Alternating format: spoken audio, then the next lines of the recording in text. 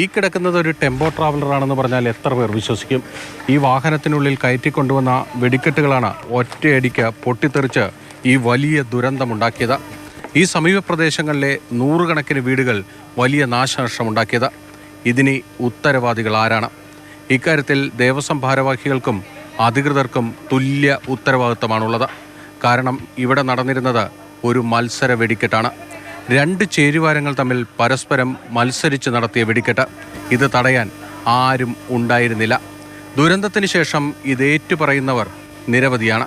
ആ വെടിക്കെട്ടുമായിട്ടുള്ള മത്സരമാണ്. കാരണം ഒന്നാം ദിവസം പൊട്ടുന്നതിനേക്കാളും ഇരട്ടി രണ്ടാം ദിവസം പൊട്ടിക്കണം എന്നുള്ളൊരു മൈൻഡാണ്. അതൊരു മത്സര ബുദ്ധിയോടുകൂടി തന്നെയാണല്ലോ കാണുന്നത്. സ്ഫോടനം നടന്ന സ്ഥലത്തിൻ്റെ ചുറ്റുമുള്ള ഒരു 4-5 വീടുകൾ, ആ വീടുകളാണ് പൂർണ്ണമായും തകർന്നിരിക്കുന്നത്. ഈ വീടുകൾക്കുള്ളിലേക്ക് നമുക്ക് കടന്നു ചെല്ലാൻ കഴിയാത്തൊരു അവസ്ഥയാണുള്ളത്. ഇത് സാധനം വെയിലത്ത് കിടന്നിട്ട് ഇത് സംഭവിച്ചത്. അപ്പോൾ ഇത് ഇവിടെ കിടക്കാൻ കാരണം അവിടെ നിന്ന് കമ്മിറ്റിയിൽ നിന്ന് ആൾ വന്ന് ഇതിന് എണ്ണം കൊടുക്കണം. ഉണ്ടാക്കി കൊണ്ടുവന്ന സാധനമാണ്. ആ വണ്ടിയുടെ അകത്തൊരു ഒരാൾ ഇരിപ്പുണ്ട്, ഞാൻ കണ്ടിട്ടുണ്ട്. ഇത് ഇത്ര ഒരു ഭരണി പോലത്തെ സാധനം പിടിച്ചിട്ടുണ്ട്. ഡൈനുള്ളത്. ഈ ദുരന്തം തകർത്ത വീടുകളിലേക്ക് തിരിച്ച് കയറാനുള്ള ഒരു ശ്രമത്തിലാണ് ഈ പ്രദേശവാസികളൊക്കെ തന്നെ.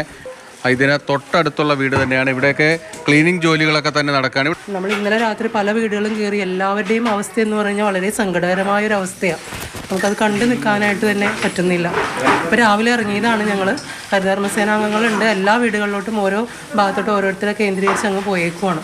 നമ്മളൊരു മണിക്കൂറത്തെ ഒരു സന്തോഷത്തിന് വേണ്ടി പൊട്ടിക്കാൻ കൊണ്ടുവന്ന സാധനം പലരുടെയും ജീവിതത്തിൻ്റെ മുഴുവൻ അധ്വാനങ്ങളെയാണ് ഇല്ലാതാക്കിയത് എന്നതാണ് ഏറ്റവും പ്രധാനപ്പെട്ട കാര്യം.